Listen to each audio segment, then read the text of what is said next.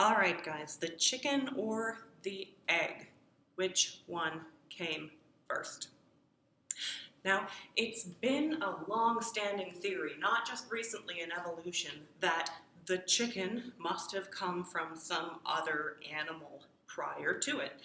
So if the chicken came from some other animal, a chicken prototype, which then mutated into a chicken.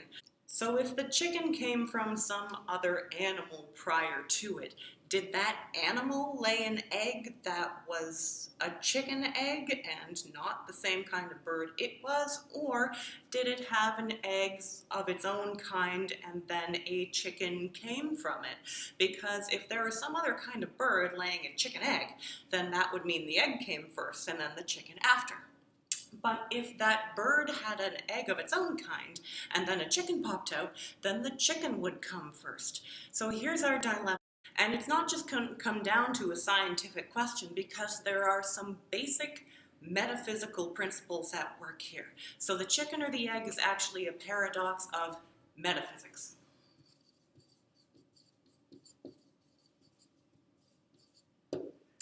That means it has to do with concepts even more basic than the ones we can look at with our scientific methods. And here's where philosophy steps in. It turns out that you can defend either side of the argument depending on which metaphysical principle you think is stronger. Now, the whole argument is presented by Plutarch way back during the times of ancient Greek philosophy, 2,000 to 2,500 years ago. And he pointed out these two basic metaphysical principles as competing with each other in this specific scenario. So let's say you're an egg man or an egg woman. You believe that the egg came first, it's a chicken egg, and it's a chicken egg because a chicken came from it. Well, the reasoning behind holding such a claim is to think like Aristotle did when he wrote about it, that it must be that the egg came first because the egg is a simpler thing. And in general, simpler things build up into complex things, not the other way around.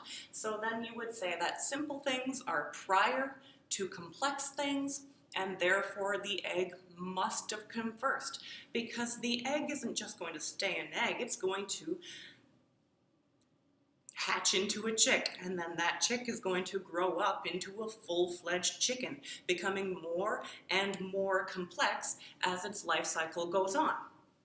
And so if the general tendency is that complex things come from simple things, and the chicken is a chicken the whole time, then the egg must have come first. But what happens if you're a chicken man or woman? Now, the reasoning behind saying the chicken came first is the idea that before you can have a part of something, you must have that whole thing. And isn't an egg a part of an animal? So whatever animal this chicken egg came from, you would certainly say that that egg is its body part, wouldn't you say? And if something is something's body part, then it must be the same kind of animal as that. So if it were a duck, then it would have a duck egg. I'm a human, so I have human arms. That's why I call them human arms, is because they belong to me as a human. So therefore, on that reasoning, you would say that the duck and its egg came first, and then a chicken popped out from a duck egg. And therefore, you have a chicken seemingly coming from nowhere. Now, what the paradox reduces to is basically, what kind of egg have we got here?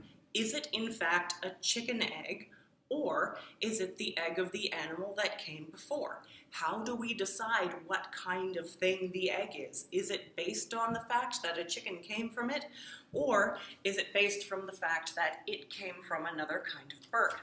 This is a definitional discussion, one that unfortunately we can't just measure with science. Do we call this a chicken egg because a chicken came from it, or do we call it a chicken egg because it came from a chicken? It seems that there are perfectly good arguments on either side. We may not solve this one today.